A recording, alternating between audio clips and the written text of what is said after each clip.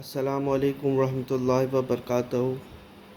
ابھی مفتی طارق مسعود صاحب کا جو ہے میں کلپ سن رہا تھا، تو وہ یہ بول رہے تھے کہ علامہ جاوید احمد غامدی اور ڈاکٹر اسرار احمد صاحب کا جو ہے وہ انٹرویو چل رہا تھا، اور اس میں تو ظاہر سی بات ہے ڈاکٹر اسرار احمد صاحب تو وہی اہل سنت والجماع کا بتا رہے تھے کہ ہم لوگ جو ہے جہاد کریں گے اور جو ہے مطلب ایکسپینڈ کریں گے۔ اور دوسرا جو ہے دوسری بات یہ ہے کہ غامدی صاحب بول رہے تھے کہ نہیں، یہ جو جہاد ہے نا، یہ اللہ کا عذاب ہے، یہ رسولوں کے ساتھ خاص ہے، ٹھیک ہے۔ تو اس پر وہ بول رہے تھے کہ یہ تو ہر بات کو گھما دیتے ہیں، اور مطلب یہ قرآن و سنت کے حساب سے تو یہی ہے کہ ہم لوگ کو جہاد کرنا، لیکن ابھی کیسے جہاد کر سکتے ہیں؟ ابھی تو ہم لوگ جو ہے مغلوب ہے، اور ہم لوگ جو ہے اسلحہ ان لوگوں سے لے رہے، تو کہ جب ہمارے پاس پاور ہوگی تو ہم جہاد کریں گے۔ تو اس میں امریکہ کی بھی مثال دی گئی ہے۔ تو یہ جو نقطہ نظر ہے خلافت کا، یہ خود جو ہے ٹیررزم کو جو ہے بڑھاوا دیتا ہے۔ اور یہ ٹیررزم ہم لوگ کو لگتا تھا، پہلے تو ایسا لگتا تھا اپنا ڈاکٹر ذاکر نائک کہ یہ میڈیا یہ کر رہی ہے، لیکن ایکچولی سب سے بڑی پرابلم جو ہے ہماری مذہبی فکر ہے، جو اس طرح کی باتیں کرتی ہے۔ آپ شیخ عاصم الحکیم کو دیکھ لو، آپ اب ان کی بات سن لو نا، ان کے ریالٹی سے کوئی لینا ہی دینا نہیں ہے۔ مجھے ایک بات بتاؤ کہ اگر آپ کے پاس پاور آئے گا تو آپ وہی کام کرو گے کیا جو یو ایس اے کر رہا ہے؟ تو بیسکلی وہی کام کرو گے نا۔ اور آج کے جو جہادی تنظیم ہے، جو ٹیررسٹ آرگنائزیشن ہے، جس سے آپ قطع تعلق کرتے تو ہو، لیکن ایک طرف تو آپ قطع تعلق کر رہے ہو، دوسری طرف آپ یہ بول رہے ہو کہ نہیں، ہمارے پاس اگر پاور آئے گا تو ہم تو اٹیک کریں گے۔ تو جو ٹیررسٹ آرگنائزیشن ہے، ان لوگوں کے پاس آلریڈی پاور ہے، تو وہ لوگ تو پھر اٹیک تو پھر کریں گے ہی۔ اور وہ آپ کے حساب سے تو صحیح کر رہے، جو آئیسس کر رہا ہے، یا پھر جو جتنے بھی جو ہے ٹیررسٹ آرگنائزیشن ہے، سلفی یا پھر دیوبندی ٹیررسٹ آرگنائزیشن ہے، یہ لوگ تو سب جو اللہ کے نام پہ کر رہے ہیں نا۔ تو وہ بھی یہی بول رہے زمین اللہ کی ہے، نظام اللہ کا ہی ہوگا۔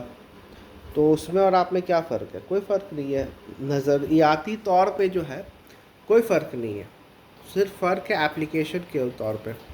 اصول میں آپ لوگ دونوں سیم ہو کہ آپ کی جو آج جو ہے ہم لوگ جو ہے اٹیک کر کے جو ہے کسی ملک کے اوپر قبضہ کریں گے، اصول میں آپ لوگ سیم ہو۔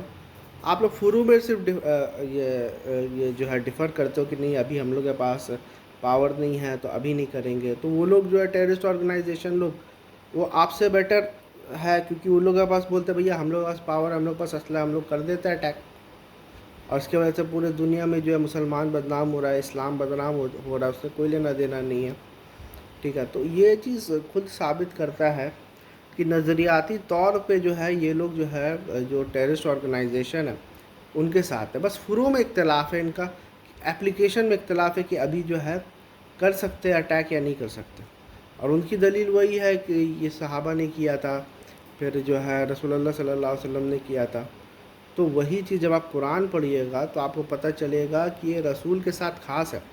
آپ لوگ بولتے ہو نا یہ اللہ کی زمین ہے، بے شک یہ اللہ ہی کی زمین ہے، اور اللہ ہی بتائے گا کہ کب کس کو اٹیک کرنا ہے۔ تو جس کو اٹیک کرنا تھا اللہ نے بتا دیا، مشرکین مکہ کو اٹیک کرنا تھا اللہ نے بتا دیا، روم اور پرشر کو اٹیک کرنا تھا اللہ نے بتا دیا، ٹھیک ہے۔ اب جو ہے آج کے دن اگر کسی کو اٹیک کرنا ہوگا تو اللہ سے ہی، جب تک اللہ کی وحی نہیں آئے گی تب تک کوئی اٹیک نہیں ہو سکتا مذہب کے بنیاد پہ۔ ہاں، جسٹس کے بنیاد پہ ہو سکتا ہے، آپریشن کے بنیاد پہ ہو سکتا ہے، لیکن مذہب کے بنیاد پہ جب تک اللہ کی طرف سے حکم نہیں آئے تب تک نہیں آئے گا۔ اور اللہ کی طرف سے حکم تب آئے گا جب کوئی رسول آپ کے بیچ میں موجود ہوتا ہے۔ رسول کو بھیجنے کا مقصد ہی ہے کہ آپ کے اوپر حجت تمام ہو جائے، اور جب حجت تمام ہو جاتی ہے اس کے بعد اللہ سبحانہ تعالیٰ منکرین کے لیے عذاب بھیجتا ہے۔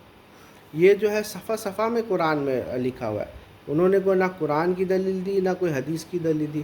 ابھی لوگ بولتے ہیں یہ خلافت، بھائی خلافت بھی نبوت کے ساتھ ختم ہو گئی ہے، خلافت بھی جو ہے نبوت کے ساتھ ختم ہو گئی، نبوت ختم ہو گئی نا، ویسے خلافت بھی ختم ہو گئی ہے، کیونکہ خلافت کا بھی ریلیشن جو تھا وہ نبوت کے تھا۔ تو نبوت ختم ہوئی، خلافت بھی ختم ہو گیا، اور 30 سال کے بعد تو خود رسول اللہ صلی اللہ علیہ وسلم کی حدیث ہے، خلافت 30 سال ہوگی، اس کے بعد ظالم حکمران آ جائیں گے، اور وہی ہوا۔ اور وہ دن ہے، اور آج کا دن ہے، خلیفہ راشد پھر آیا نہیں۔ پھر یہ لوگ ایک اور حدیث کوٹ کرتے ہیں، وہ دن خلافت واپس آئے گی، وہ خلافت واپس جو آئے گی وہ عمر ابن عبدالعزیز کے لیے ہے. یہ مسند امام احمد کی جب پوری حدیث پڑھو گے تو آپ جو راوی ہوتا ہے وہ یہ بولتا ہے کہ پہلے خلافت ہوگی، پھر ملکیت ہوگی، ملکیت اور رحمت ہوگی، پھر ایسے کر کے پھر واپس جو ہے خلافت منہاج نبوہ آئے. تو اس پر راوی بولتا ہے کہ عمر ابن العزیز یہ واپس جو خلافت آتا ہے ہم میں مانتے یہ آپ کے بارے میں بات ہو رہی ہے.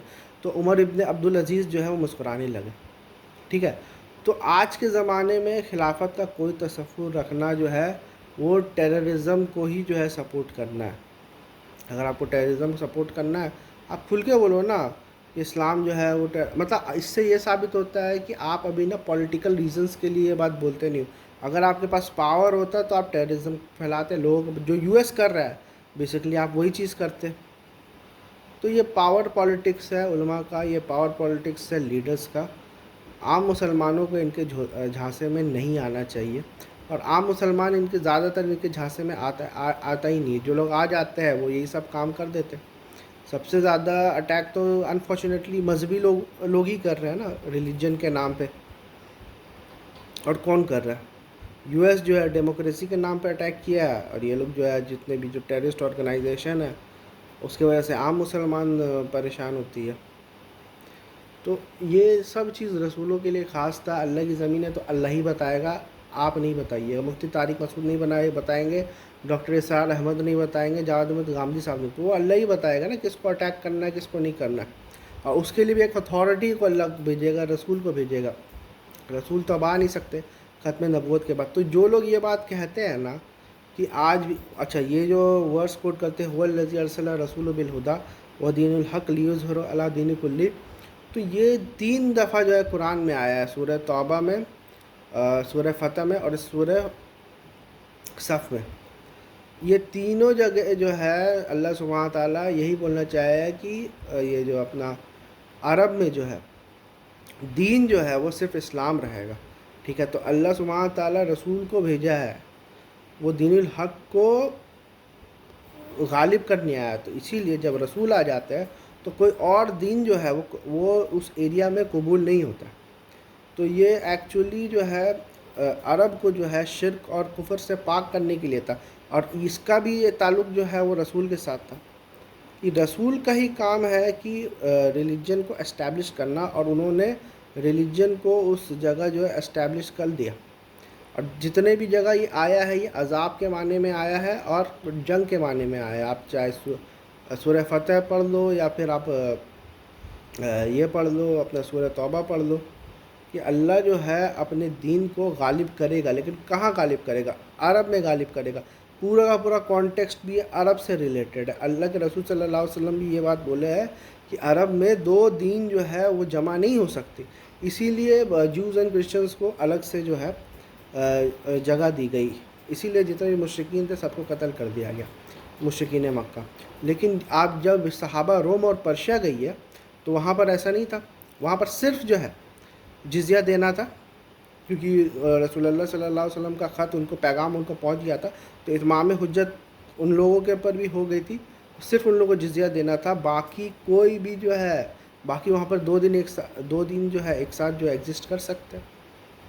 مکہ اور مدینہ میں چرچ نہیں بن سکتا، اس پر سبھی اتفاق ہے. یا ٹیمپل نہیں بن سکتا، اس پر سب اتفاق کرتے ہیں.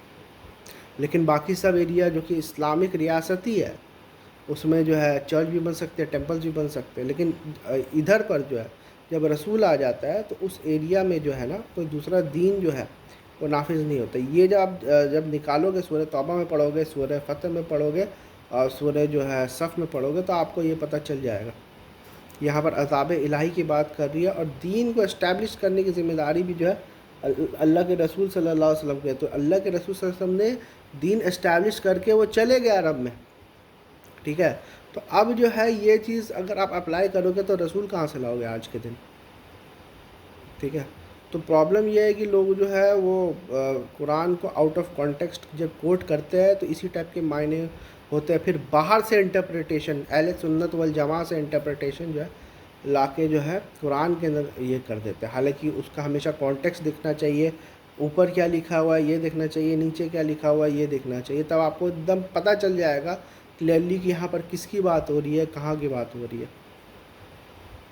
سورہ بقرہ میں بھی ہے نا کہ دین کو اسٹیبلش کر کر دیں تو وہاں پر تو مسجد حرم کی بات ہو رہی ہے. آپ اوپر نیچے تو پڑھو. جب یہی لوگ جو ہے اسلامو فوبس جو ہے جب آپ کے سے قرآن کی آیت جو ہے آئسولیشن میں اٹھاتا ہے تو آپ کیا کرتے ہو؟ اس کو کانٹیکسٹ بتاتے ہو نا. یہی ڈاکٹر ذاکر نائک صاحب جو ہے جب وہ بولتے فقت المشرکین تو وہ کیا بولتے ہیں؟ بھائی کانٹیکسٹ دیکھو، ورس نمبر 1 سے سٹارٹ کرو، تب تم کو پتہ چلے گا کہ مسلمانوں کا مشرکین مکہ کے ساتھ جو ہے ایک معاہدہ ہوا تھا، وہ معاہدہ توڑا مشرکوں نے. اس پر جو ہے اللہ کا عذاب آیا فقت المشرکین کا کہ اب 4 مہینہ ٹائم ہے. ٹھیک ہے، اب 4 مہینے کے بعد ان مشرکوں کو، مشرکین مکہ کو جہاں چاہو وہاں قتل کرو. ٹھیک ہے، اور یہ اہل کتاب کے لیے جزیہ کا سزا ہو گیا تھا. جزیہ کوئی ٹیکس سسٹم نہیں ہے بائی دا وے، کیونکہ ٹیکس کبھی بھی انسان کے اوپر نہیں لگتا. ٹیکس ہمیشہ جو ہے پروڈکٹس کے اوپر لگتا ہے. زکوٰۃ جو ہے وہ انسان کے اوپر نہیں لگتا. زکوٰۃ ہمیشہ سونا اور چاندی اور کیٹلز یا پروڈیوس اس کے اوپر لگتا ہے. تو زکوٰۃ کو ٹیکس آپ کہہ سکتے، جزیہ کو ٹیکس نہیں کرتے. جزیہ پنشمنٹ ہوتا ہے.